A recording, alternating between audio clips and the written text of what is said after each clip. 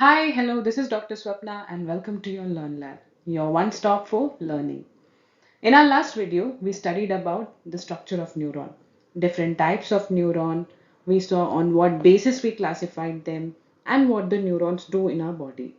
We also saw neuroglia, which are the unsung heroes in the story of the nervous system. We saw which are the different types of neuroglia, where they are found and what they do.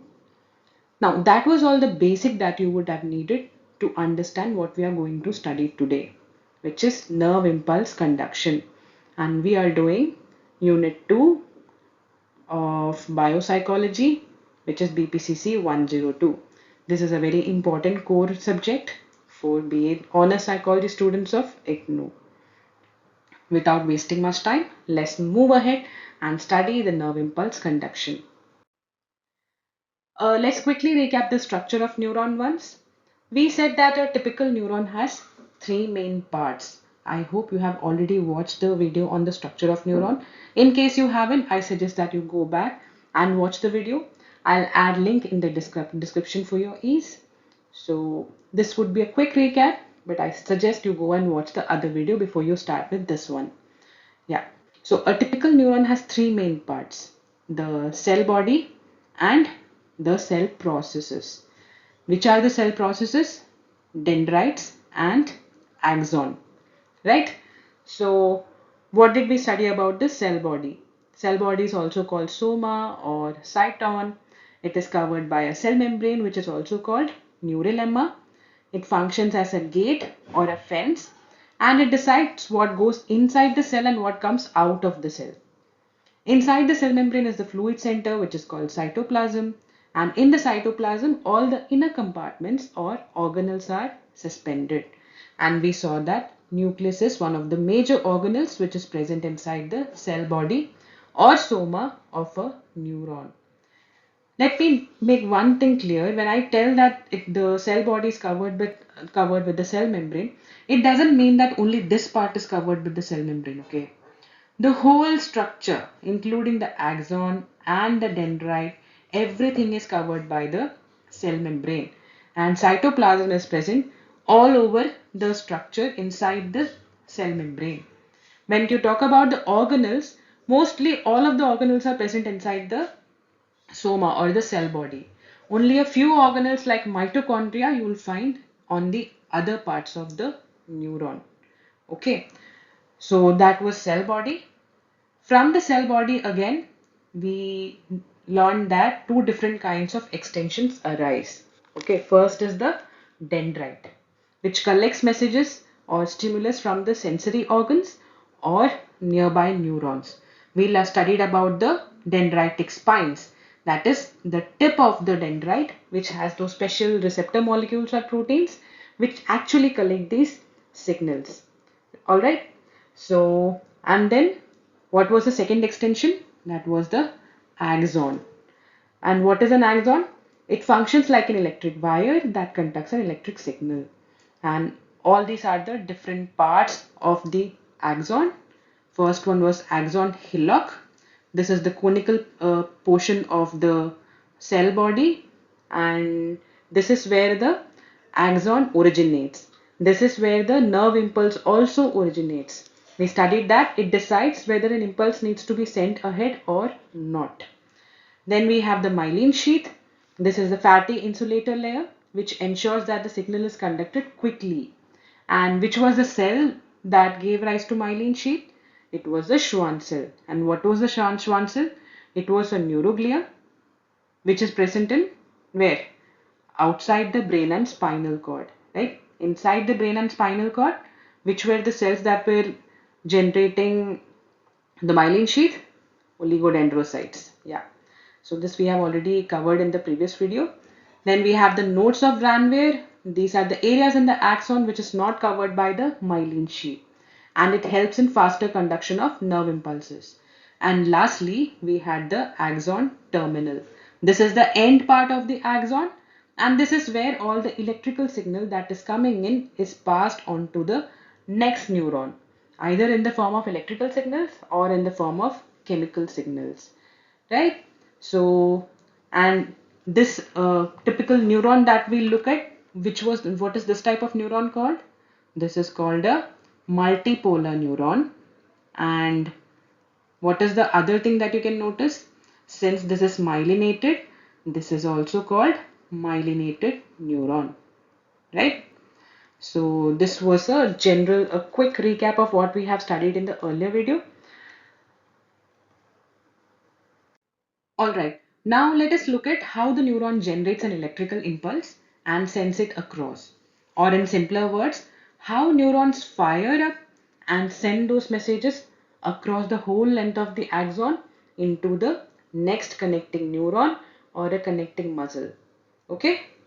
For that, let's see how a neuron looks like when is it at rest.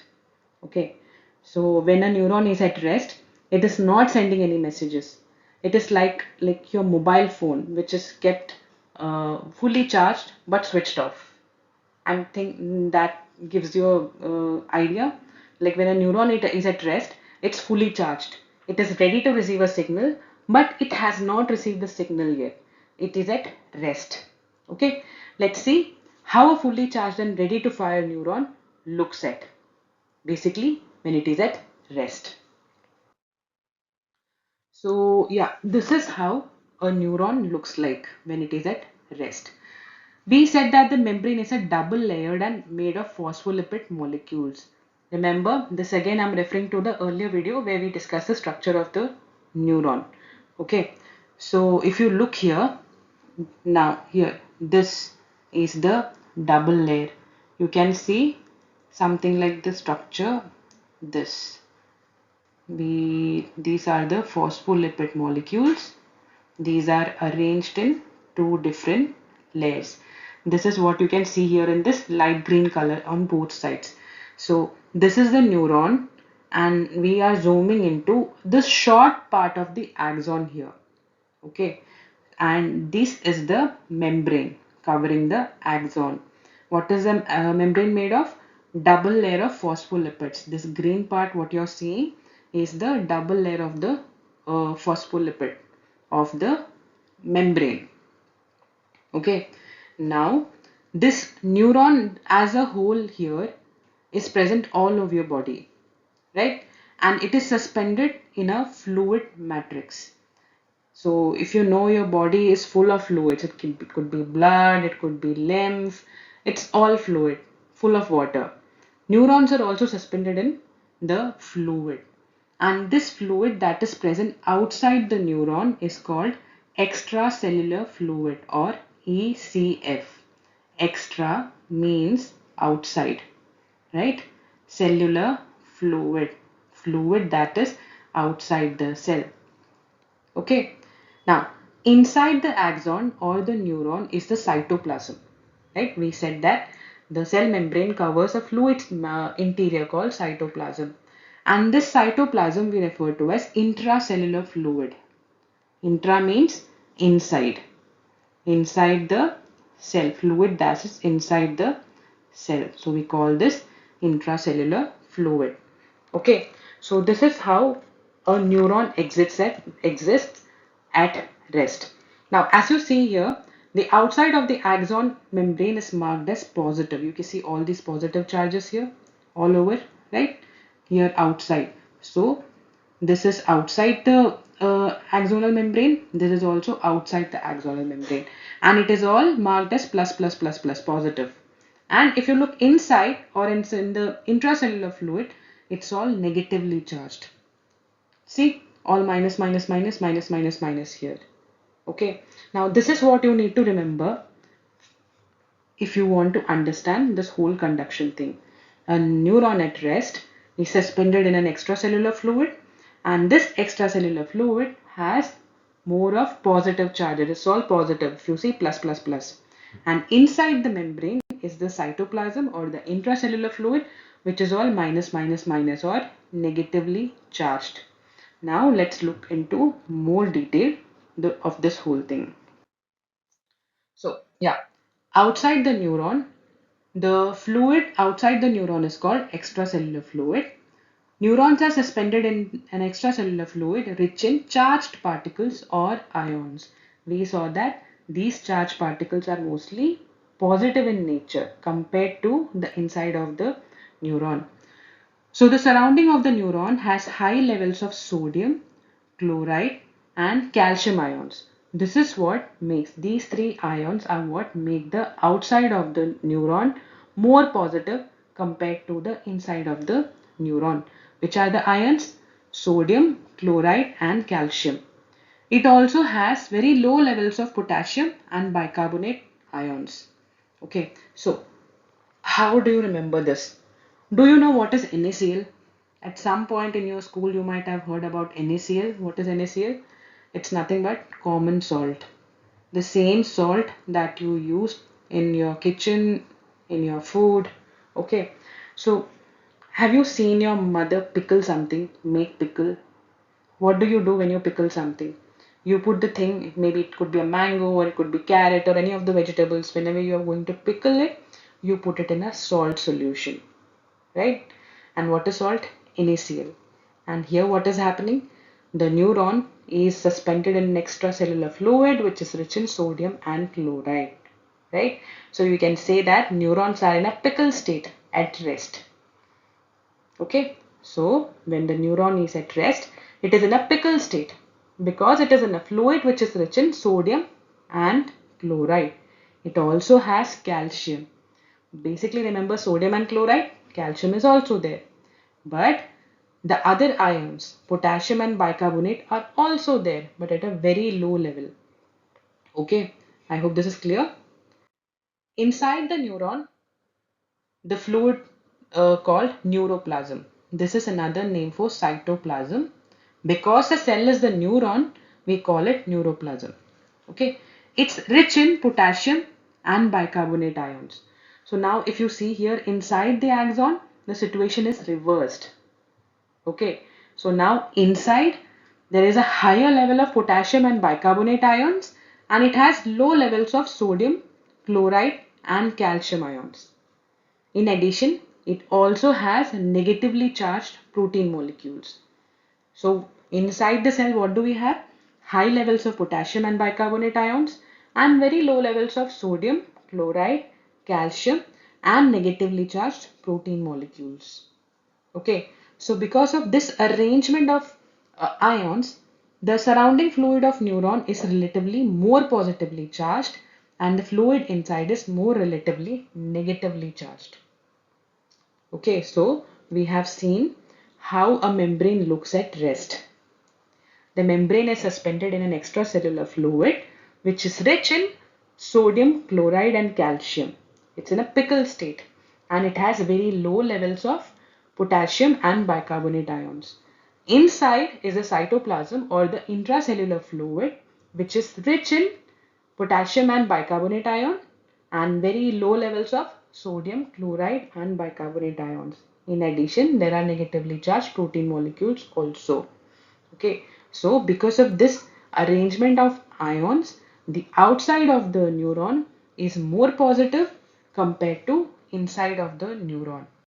So this is the fully charged and at rest state of the neurons. Remember, positive outside and negative inside. I have this image here. I'll be using this to teach you the conduction part. So if you see, this is a part of the membrane. This is the fluid. Now, if you can imagine, this membrane would be there in the other side also. Like this is the cytoplasm, right?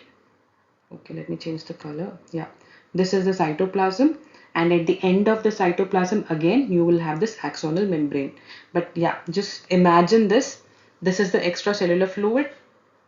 Okay, and what is there in extracellular fluid? Rich in sodium and low levels of potassium. We also have Cl and we also have calcium. Alright, and this is the inside. We have lots of potassium and bicarbonate. The whole game is about sodium and potassium. That's why I'm not complicating the picture by putting in all the ions. All you need to remember is calcium is there chloride is also there, but predominantly what we are going to talk about is sodium and potassium. So there is more sodium outside and more potassium inside.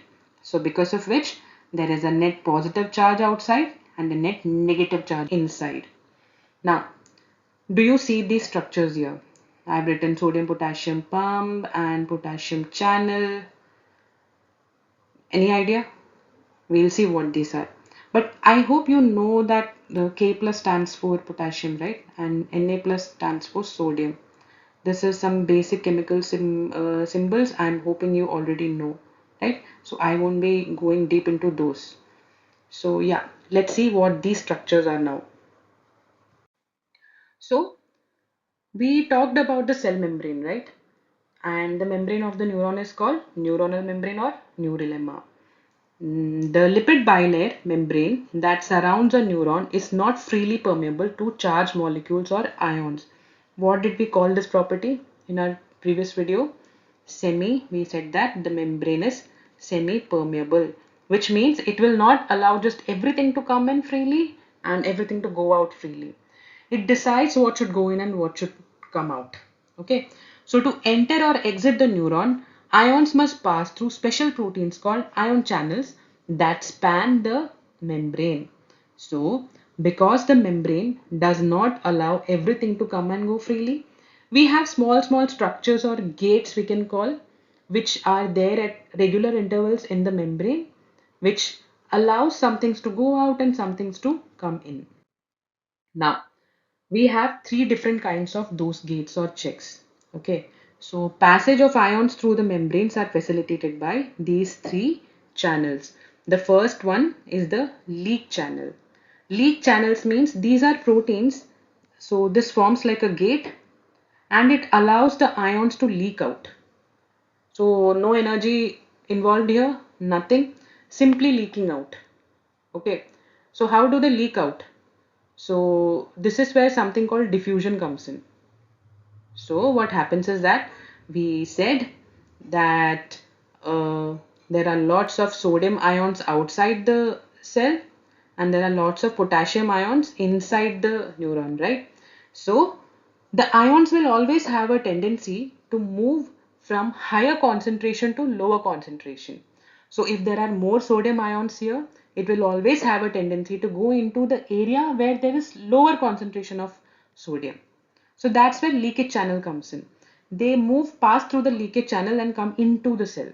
Similarly, there are potassium ions, higher concentration of potassium ions inside the cell. We'll have another gate for potassium ions here, leakage channels. So what will potassium do? It will move from its higher concentration to lower concentration, which means it will have a tendency to move out of the cell. Okay, so this is what leakage channels does. It allows the ions to leak through it. Okay, from its higher concentration to lower concentration. The next kind of gates we have is called gated channels. Mostly we have voltage gated channels here. These are closed in resting neurons and only open in response to a signal. Okay, so I said we have voltage gated channels. What are these? In simple words, these are like doors in a cell membrane that open and close based on the difference in electrical charges across the membrane. So we said that the outside is all positive, right? And inside is all negative. If there is a change in this arrangement, this channel, voltage gated channels are opened. At rest, there is no disturbance in the charges, so the gated channels remain closed. Okay. The third type we have is pumps. What do the pumps do? These are channels that allow passing of molecules from lower to higher concentration, which is against the concentration gradient by using energy. Which means even if there are more sodium outside, okay, there is some sodium inside. What this pump will do is this will use energy to kick this sodium out. Okay. The natural tendency of sodium is to do what? Move from its higher concentration to lower concentration. What pump does it? It kicks the sodium out from its lower concentration to higher concentration. It is saying, yeah, even if you are less here, you don't need to remain here. Even if you are a minority here, go out. Go out to wherever you are in majority. The same with potassium also. What it does is, it brings potassium inside, back. Okay. you don't need to remain here. Your majority is inside. So you just go in. That's what the pump do. It pushes the sodium and potassium back into where they are in majority. I hope that was clear enough for you. Yeah, so now this is how it looks. Okay, see, this is the membrane. You can see the double layer of phospholipid molecules. We have all the positive charges outside, negative charges inside. This is the zoom part of axon. And what are the different channels we have? We have voltage gated sodium channel, which allows sodium to come in when there is a difference in this charge distribution. Okay, so voltage gated channels open only when this charge distribution change. Like if this is positive outside, negative inside, if it changes to negative outside and positive inside, this voltage gated channel will open and allow sodium to pass through. Similarly, we have a voltage gated potassium channel also, which will allow the potassium to come out when there is a change in the charge distribution. Okay.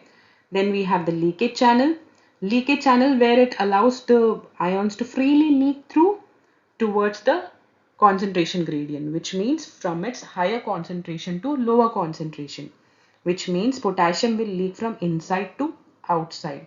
And if it was a sodium channel, it would leak from outside to inside.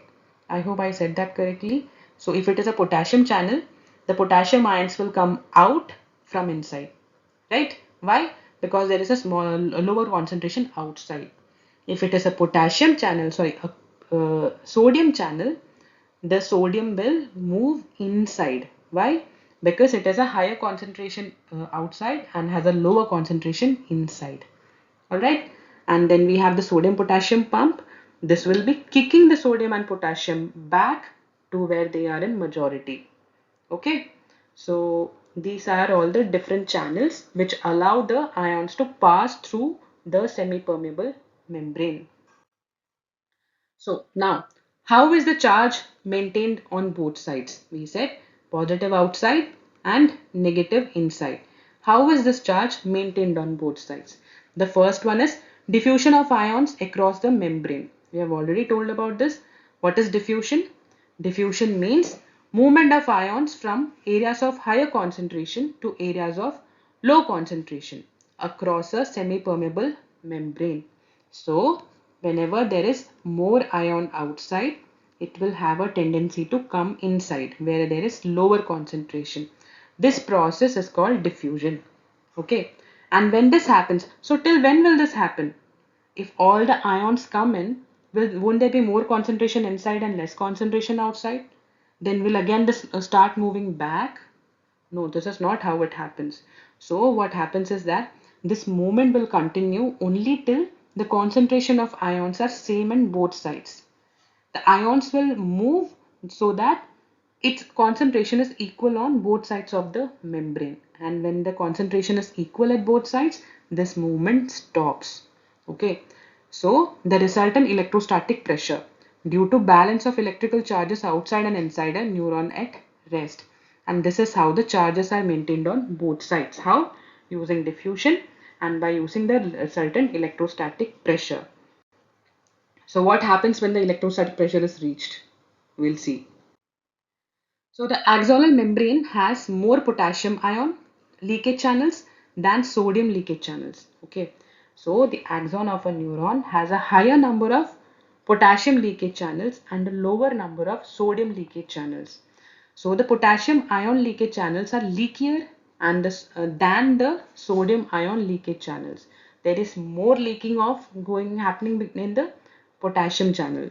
So more potassium is leaking outside compared to sodium coming inside. Thus, you can say that the membrane's permeability to potassium is much higher than the permeability to sodium. What does this mean? We said that the membranes are semi-permeable, which means it does not allow everything to go out freely and it does not allow everything to come inside freely. So when I say that this membrane is more permeable to potassium, it means it is allowing more potassium to travel freely. It is less permeable to sodium means it is not allowing sodium to move in and out freely. Okay. And why is this? because we have more potassium leakage channels or gates and less sodium leakage channels. So because of more potassium gates, more potassium is allowed to go out. Because of less sodium gates, less amount of sodium is allowed to come in. Okay, so when more potassium is going out, which means inside the amount of potassium will reduce, right? It should not happen because the cell is at rest, and when the cell is at rest, it needs to have more potassium inside and more sodium outside. And to maintain this, what do we do? The neuron actively pumps sodium out and potassium in using the sodium potassium pump, which is an energy using protein pump, which we already saw. So because of the unequal charge distribution outside and inside, there is a tendency for the ion to move out to what? To equalize the concentration, which means sodium will have a tendency to come in and make the amount equal in both sides. Potassium will have a tendency to go out and make the concentration equal on both sides. Who doesn't allow this? The sodium potassium pump does not allow this. Sodium potassium pump, what does is it pumps out 3 sodium molecules, tell it to go out where you are majority, and it brings in 2 potassium molecules and say you remain inside where you are in majority.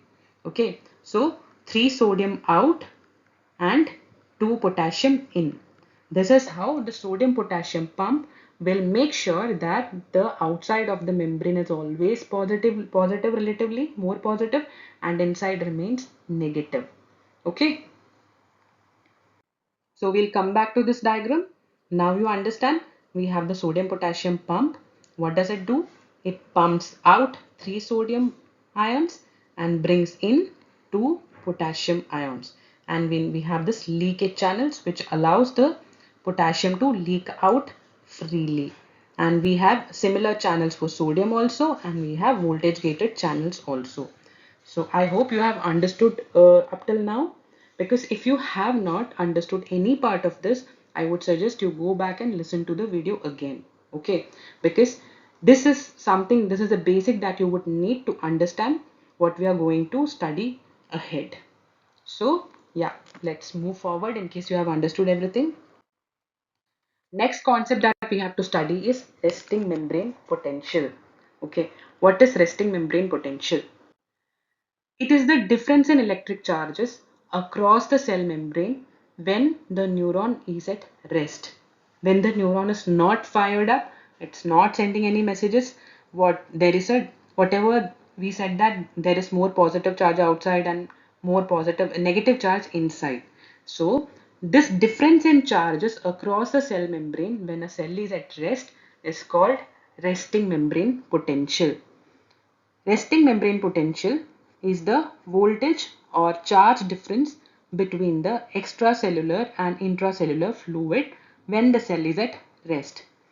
So here you can see this is your membrane, this is the two layers, there is positive charge outside, there is negative charge inside, this is the extracellular fluid, and this is the cytosol, right? So if you connect a voltmeter, so voltmeter is a apparatus which is used to measure the difference in charges. Okay, so if you connect the membrane to a voltmeter, you will see that the voltmeter will show a reading of minus 70 millivolt. So this is the difference in charges between the extracellular fluid and the cytosol or the intracellular fluid. So resting membrane potential of a neuron is about minus 70 millivolt. You need to remember this number, minus 70 millivolt. The minus sign indicates that the inside of the cell is negative relative to the outside. So now if you know some basic mathematics, when does the any number, when you we said it is a difference, so you have to minus, okay? So when do you get a minus number? Anytime when you subtract or find a difference between two numbers, when will the answer be a negative number? When you are subtracting a bigger number from a smaller number. For example, if we have 5 here, minus 7, you will get the answer as minus 2, right? So let's compare. We said difference between charges in the extracellular fluid minus intracellular fluid, and the answer is minus 70. which means we have a higher number, a minus higher number here and a smaller number here, right? So the minus sign indicates that the inside of the cell is negative. It is minus, negative relative to the outside, right? Such a membrane is said to be polarized. When this membrane has a charge difference due to more positive charge outside and more negative charge inside, we call this membrane as polarized. This is how a cell looks like when it is at rest. And the difference in charges across the membrane is minus 70 millivolts. Understood? Next, now the hero of the story, nerve impulse, comes in. Okay, this nerve impulse is the actual fire or the electrical signal. Okay, when this electrical signal comes up, the neuron that was at rest, it wakes up and it becomes active. Let's see what is a nerve impulse, right? So a nerve impulse is a rapid change in the electrical charge across the neuron's membrane. So we said positive, positive, positive, negative, negative, negative. Okay. Now signal comes in and it causes a change or reversal in the charge distribution. This is called a nerve impulse. It is a rapid change in the electrical charge across the neuron's membrane and it is caused by an external stimulus. This external stimulus could be coming from another neuron or from outside the body. And the propagation of this change of charge along the nerve fiber is called conduction or transmission. What does this mean? I have a long axon here and there is charge distribution all over. Okay. Now we have gates here everywhere, all throughout. Now this gate opens and when the nerve impulse comes in and there is a reversal of charge, which means now it becomes negative and inside become positive. Okay, it is restricted to this particular area. Now what happens is that it will move to the adjacent areas also. In this way, all the channels open, close, and then this reversal of charges moves along the length of the axon. This is called conduction or transmission of a nerve impulse. We'll look at it in detail. Let's first see generation of nerve impulses. How this nerve impulse is generated. Let's see. Action potential or the nerve impulse. So nerve impulse is also called an action potential. Okay. How are these triggered? Let's see. An action potential or a nerve impulse is triggered at the axon hillock by an external stimulus reaching a neuron. We said that what we have an axon hillock, right? And here is where the nerve impulse is generated. And this is also the decision making part which decides if a nerve impulse is important or strong enough to be sent further to the axon, right? So an action potential or a nerve impulse is triggered at the axon hillock by an external stimulus reaching a neuron. Now, this external stimulus could be electrical, chemical, or mechanical. So, if it is an electrical stimulus, which means it is coming from an adjacent neuron, a neuron which has already has an electrical impulse is passing it along to a new neuron. Okay, that is electrical impulse. Chemical impulse means the stimulus that is coming in is a chemical. It could be a neurotransmitter. We studied that the axon terminals have neurotransmitters, right? So this chemical signal could be coming from a neurotransmitter or it could be mechanical. For example, touch. When you are touching something, that touch is creating a pressure on the neurons that are on your skin and that it acts as a stimulus, right? So the trigger of an action potential could be electrical in nature, it could be chemical in nature, or it could be mechanical in nature or related to touch. Now, what does this action potential do? This action potential, it causes the membrane to become more permeable to sodium, leading to an influx of positive charges into the cell. Now, the whole game of action potential is all about opening and closing of the gates for which sodium and potassium ions, right? So we said that when the neuron is at rest, what happens? Neuron is at rest, we have all the sodium outside and very few sodium inside, right? And a lots of potassium inside and very few potassium outside. We said there are channels. We have leak channels, we have gated channels, and then we have pump also. When an action potential comes in, what happens is that it increases the permeability of sodium. Initially, what was it? That our membrane was more permeable to potassium because we had more potassium leaky channels on the membrane. It was less permeable to sodium. Why? Because we had less leaky channels for sodium. Now what happens is that when the impulse comes in, the membrane becomes more permeable to sodium. And when it becomes more permeable to sodium, it leads to an influx of positive charge into the cell. Now, more sodium starts coming in. Okay, when more sodium is starting to come in, we said there is the difference. The resting membrane potential is minus 70 millivolt. It starts to increase. Why? Because more sodium is coming in. Okay, now this process is called depolarization. The membrane that was polarized is losing its polarization. How? We said when there is more negative charge inside and more positive charge outside, our membrane is polarized. Now that the sodium is coming inside, there is a reversal in charge. Okay, so now the inside is slightly becoming more positive compared to the outside. So the membrane is losing its polarity. The process is so called depolarization because it reduces the negative charge difference across the membrane. How is it reducing? Earlier it was minus 70 millivolt. Now it is slowly increasing. It will become minus 65, then it might go to minus 60, then it will reach to minus 55, so on. It is increasing. So this is called depolarization. Now, as depolarization progresses, which means as sodium is continuously coming inside, there is a change in the charge, the membrane potential starts increasing, which I told. Initially we had minus 70.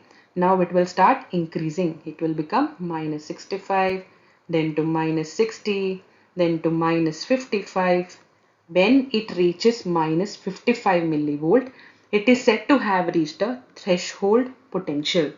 Threshold potential means this is the minimum potential that an incoming stimulus needs to have so that it can be conducted further or it can become an action potential. Okay, if it is below 55, neuron will not consider it as an action potential. It would be simply an impulse which came, which died out. Okay, so at axon hillock, how does the hillock decides whether this incoming stimulus has to be converted into an action potential and sent across?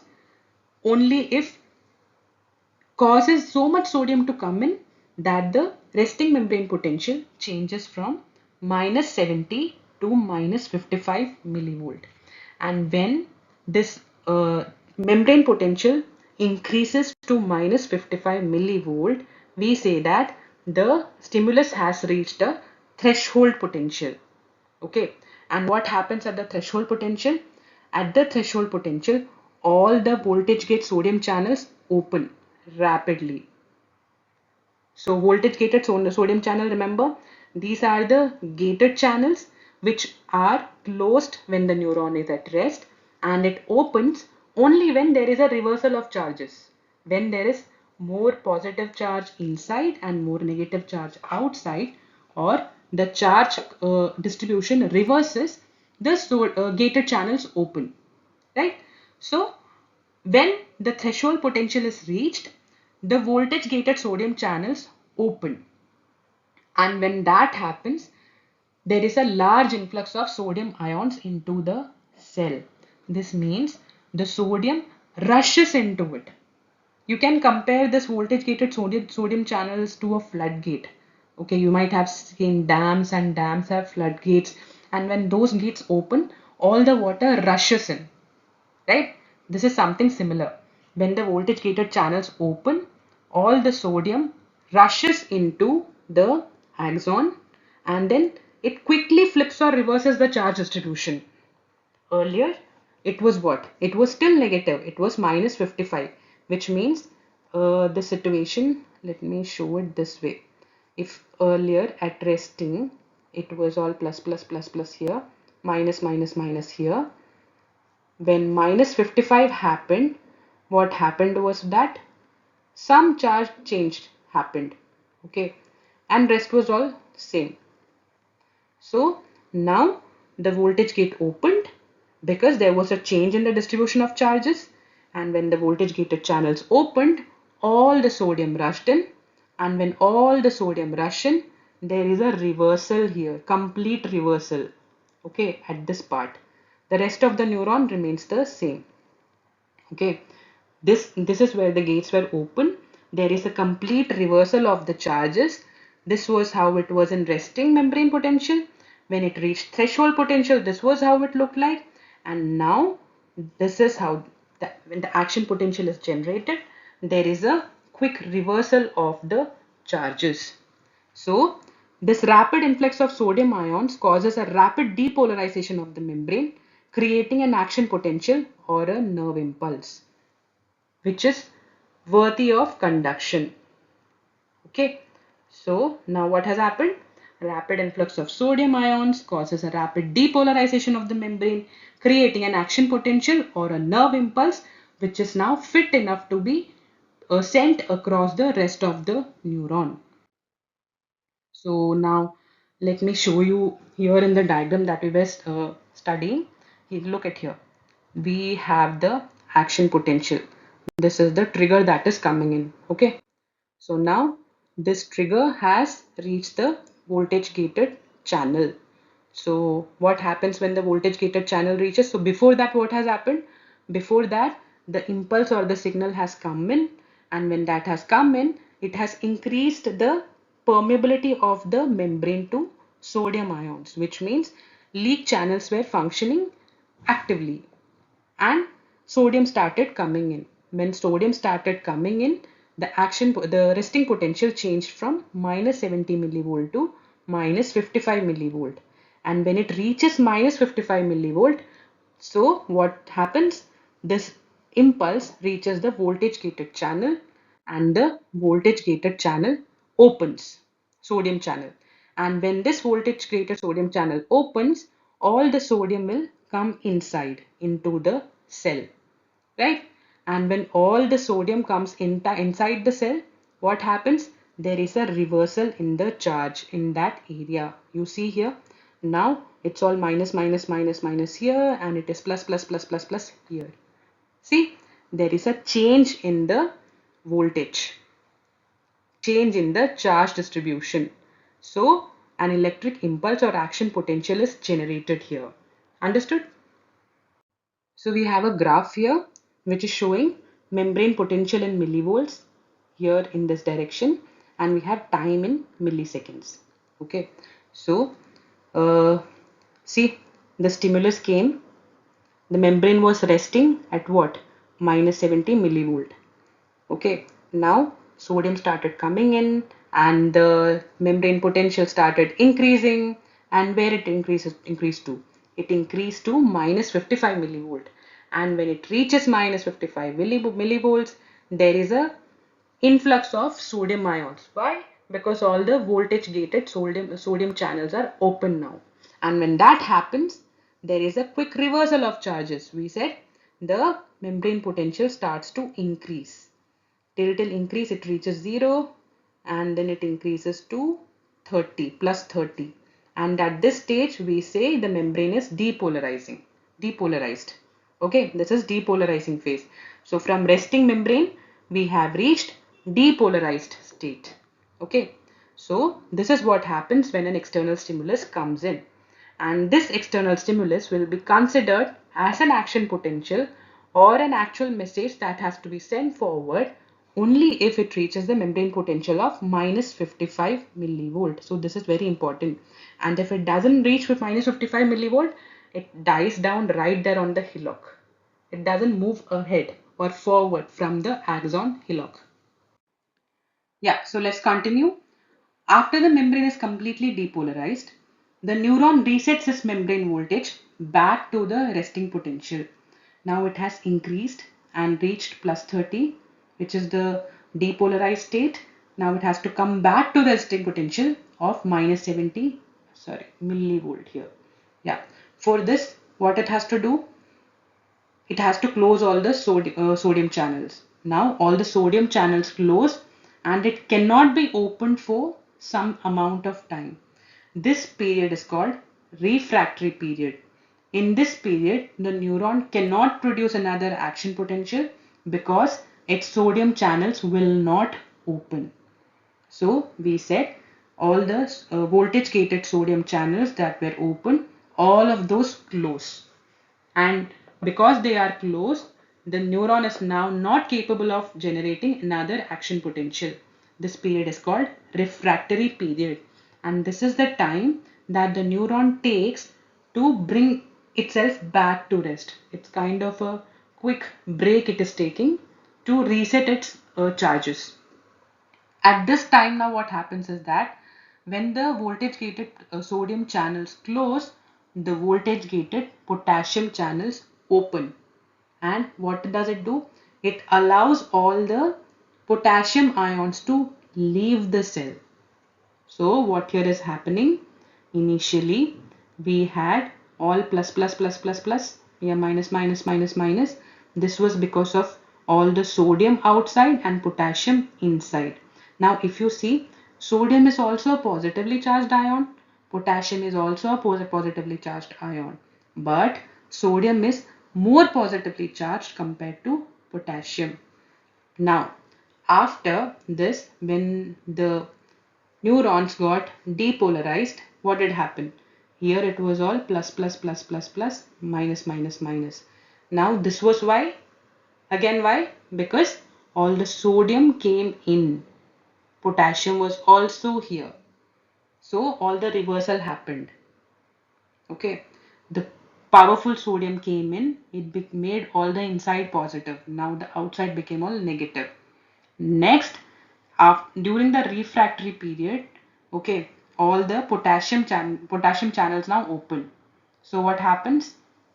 All the potassium goes back outside and the cell is repolarized, which means it comes back into its earlier polarized state of plus plus plus plus here, minus minus minus. But the difference here is that now this plus here is because of K plus and inside this is because of this. Okay, the cell was at resting state, it became depolarized, it again comes back to the resting state, which is repolarized, but now there is more potassium outside because of the open voltage gated potassium channels, and there is sodium inside. Understood? Now what happens? As potassium ions leave the cell, the membrane potential once again becomes negative. So what I said, now it's again back to normal, negative inside, positive inside. But the difference is now there is more potassium outside and more sodium inside. To come back into the resting state, it needs to send all the sodium out and bring in all the potassium. This is done by the sodium potassium pump, which actively moves sodium ions out of the cell and brings potassium ion back into the cell, thereby restoring the original resting membrane potential. Okay, the cell was repolarized here. Now sodium potassium pump will kick out all the sodium out and bring the potassium in, and this is how it is going to maintain its resting potential or the resting state. This is when it comes out of the refractory period, after all the sodium goes out and potassium comes in. Now, sometimes potassium channels may remain open slightly longer than necessary. And why does this happen? This is because these voltage gated potassium channels are very slow in closing. They close very slowly. So what happens? Because of this, a few more of potassium ions might move out of the cell. So there is a further diffusion of potassium ions out of the cell. And now what happens? This hyperpolarizes the cell. Cell was going in a polarized state. Because more potassium is moving out, it becomes more negative and it becomes hyperpolarized. Okay, so it is going below minus 70 millivolt now. Earlier it was minus 70 millivolt. Now it is reducing even further. This state is called hyperpolarized state. Okay, the membrane potential becomes more negative than the cell's normal resting potential. Now, the sodium potassium pump will bring back the cell from the hyperpolarized state to the resting potential. So, okay, correction. This is the axon, the region of the axon where the action potential initiated. So, calling it cell may not be appropriate. So, this is the axon where the uh, action potential was initiated. So the sodium potassium pump will bring back that part of the axon where the impulse was generated from hyperpolarized state to resting potential. When the neuron reaches the resting potential, the sodium channels will return to the resting state, which means now what is this resting state? The leakage sodium channel leak channel is open, sodium potassium leak channel is open, the gate is closed, both voltage gated sodium is closed, voltage gated potassium is also closed, and we have the sodium potassium pump which is still working. Okay, this is the resting state. Now at this point, this part of the axon is now ready to open again if the membrane potential exceeds the threshold potential, or the sodium channels are now ready to open again when the new impulse comes with a threshold potential of minus 55 millivolt. Here we have the graph here again. So we started at minus 70 resting state, then we reached minus 55 threshold potential. From here we increased, we reached to the depolarizing phase at plus 30. From there we started repolarizing or coming back to rest. How? By closing the sodium channels and opening the potassium channels. And then we reached below the resting state at hyperpolarizing state, hyperpolarized condition, and here the sodium potassium pump made sure that all the extra sodium, that is extra potassium that is going out, come back in, right? And this is how the resting membrane potential is maintained. Understood? Let me show this to you again. So if you remember, we had our voltage gated sodium channels open and everything had come in. Sodium was out, potassium was all out, and there was a reversal in the charges. There was more negative charge outside and more positive charge inside. This quick change, this rapid change in the charge distribution was called what? Action potential. Now in next stage, what happens? This sodium channel closes and the voltage gated channel here, this thing opens. See, now this has opened. Now what will happen? The potassium is going back out and this is repolarizing the membrane, which means again the positive charge here is maintained, this is negative, but all the potassium is outside and all the sodium is inside. This is not how we want the membrane to be at rest, and for that now we have the sodium potassium pump. What does it do? It sends out the 3 sodium outside and then it brings in the 2 potassium inside. And in this way, it is going to bring back the membrane to the resting state. Understood?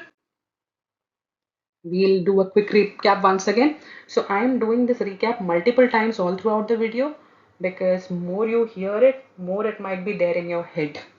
Okay, so during the depolarizing phase, the negative membrane potential, that is minus 70 millivolt, becomes less negative to minus 55 millivolt. Then it reaches 0 and then it becomes positive to about plus 30 millivolt.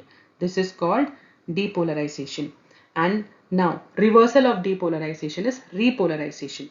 During the repolarizing phase, the membrane potential is restored to resting state of minus 70 millivolt.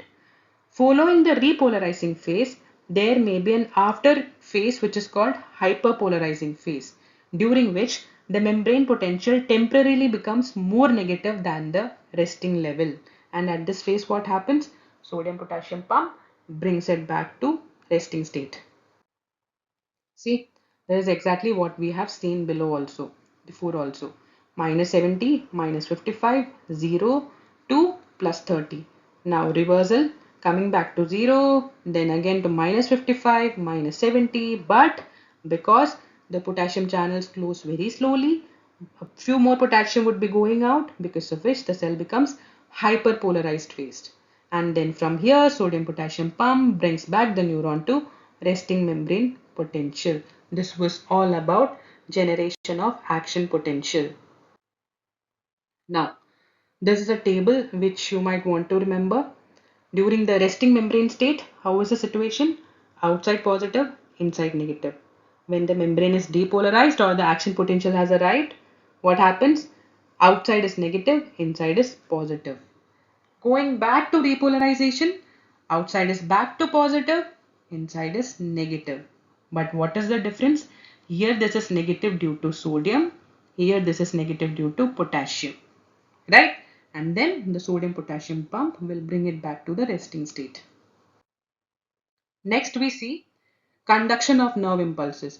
So we have already generated the nerve impulse. Now we are going to conduct it, or we are going to move it to the rest of the axon or rest of the neuron. Let's see how it happens. We will study nerve impulse conduction in two parts. First is across the axon, which means this is our nerve neuron. This is the neuronal ending. Okay, this is where the cell body is, and this is the axon hillock where it initiated. So first the nerve impulse has to travel across the axon all through this length. Okay, after that it reaches this ending from where it moves on to the next neuron or the next cell, right? So the first part that we are going to see is how the nerve impulse moves across the axon or all this distance. And then the next part we will see how it will cross this neuron and reach the next part, which is across synapse. This we will study in our next video. In this video, we will see how this conduction happens across the axon. Now, we have studied in our previous video that axons are of two types. One is unmyelinated or non-myelinated, right? Where there is no myelin sheath. And there is myelinated, where there is a myelin sheath. So, the conduction across will differ in both these cases. Let's see how. First, we'll look at how the conduction happens across a unmyelinated or a non-myelinated axon where there is no myelin sheath present. Yeah. So, have you seen a domino? You might have seen this, right? So, these dominoes are arranged, in a particular fashion, and when you drop one, it makes like every other domino drop in a orderly fashion. You might have seen this in videos at least, right? So this is exactly what happens during conduction of nerve impulse across a neuron in the absence of myelin sheath. Let's see how. Okay, now here the this is where we have a potential, action potential has come. We said first what happens? Sodium channels open and then sodium channel closes, and next potassium channels open and then potassium channel close. This is how the impulse was generated, right? Remember, right? First it opened what? Sodium channel. There was an influx of sodium ions, because of which the charge got reversed. And then the voltage gated potassium channels open, because of which the potassium goes out and the resting membrane is maintained. Then sodium potassium pump was there. What did it do? It made sure that all the sodium goes back out and the potassium comes back in. Now, across the axonal membrane, there are a lot more of these channels, voltage gated sodium channels and potassium channels. So what happens is that the action potential, once it is generated, it moves across. So there is all these channels arranged, and like the domino, the channel opens and closes in an orderly fashion. Okay, so we saw the domino falling. In the same way here, sodium opens, closes, then potassium opens, then closes. Again, because of this, again the sodium opens, closes, here potassium closes, opens. And in this way, the changes in the electric charges will move through the axon membrane through to the end of the axon. Okay, I hope you understood that.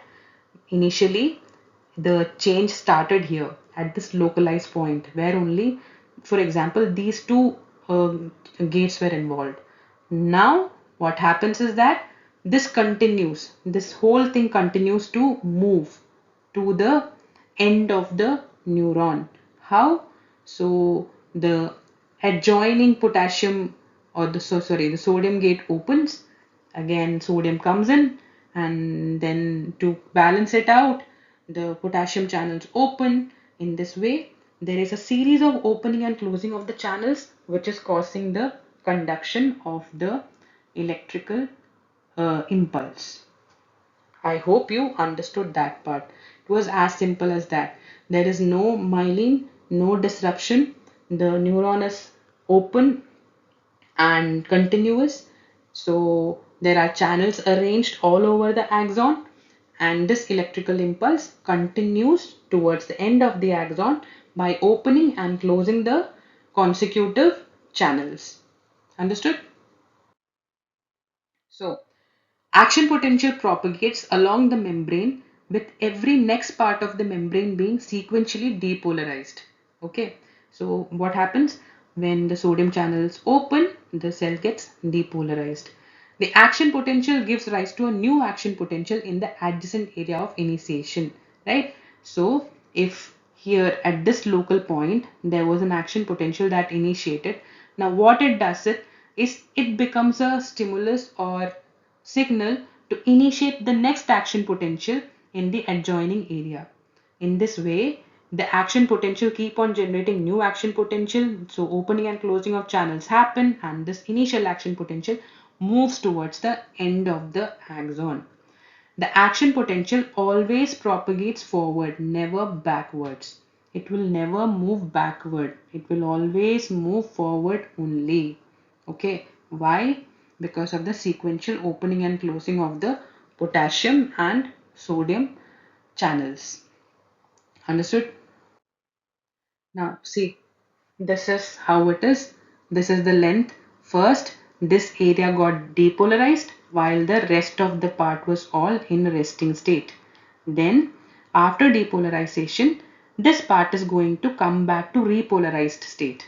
Okay, in repolarized state, what the adjacent part starts to get depolarized.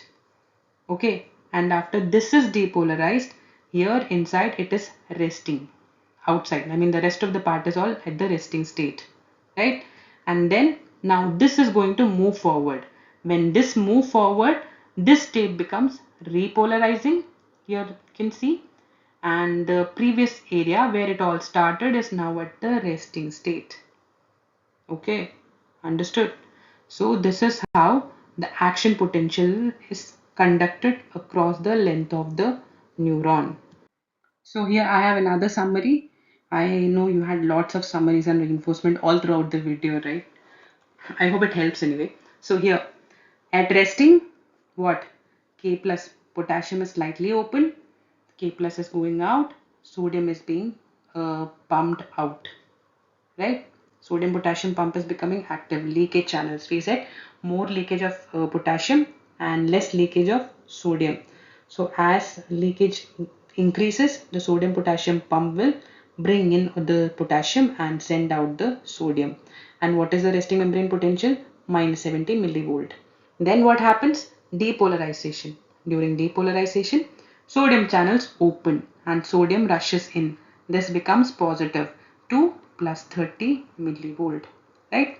Then propagation or movement of the action potential. What does happen here? The sodium channels open ahead. The area adjacent to the initial opening, the sodium channels open and the sodium rushes in and the wave moves and the signal spreads, right? Repolarization, potassium channels open, potassium rushes out and it becomes negative again, right?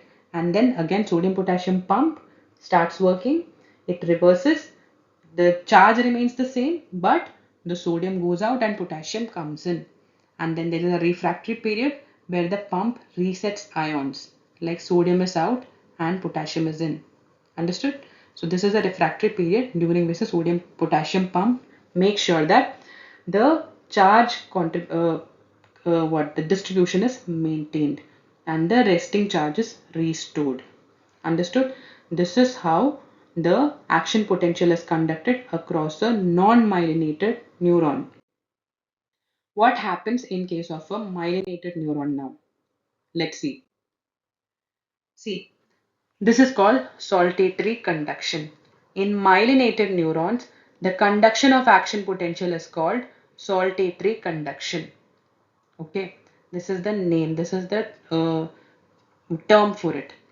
It is a rapid method where action potential jump from one node of Ranvier to the next, skipping the myelinated segments. Okay. Now do you see what is the role of the myelin sheath here? We have all the myelin sheath here. So the action potential does not have to pass through the whole length of the neuron like it does for non-myelinated neuron. Here it jumps from one node of Ranvier to the other. Now do you see why conduction is faster in myelinated neuron? Because it does not have to travel the whole distance. It can just simply jump from one node of Ranvier to the next. Okay, much faster than continuous conduction where the signal travels along the entire membrane of the axon. This is called saltatory conduction. So, how does this work? The nodes of Ranvier contain large number of voltage gated sodium channels. Okay. When the action potential reaches a node, these channels open, allowing sodium ions to rush into the cell, depolarizing the membrane and generating a new action potential quickly. Okay. So we said in a non-myelinated neuron, it has to travel the whole distance. When it is myelinated, it can just jump along between the myelin sheets and passes through the nodes of Ranvier. And this node of Ranvier contains large number of voltage gated sodium channels. So sodium opens up quickly, sodium goes in, the neuron goes through all those states of depolarization, then repolarization, and then coming back at rest. But it happens only at the nodes. Understood? So that's why the conduction is faster in the myelinated neuron. The process is all same. It all goes through the same states of polarization, then depolarization, repolarization, hyperpolarization, and then coming back at rest. But it happens only at the nodes. That's the only difference. Now, factors affecting the pace of transmission.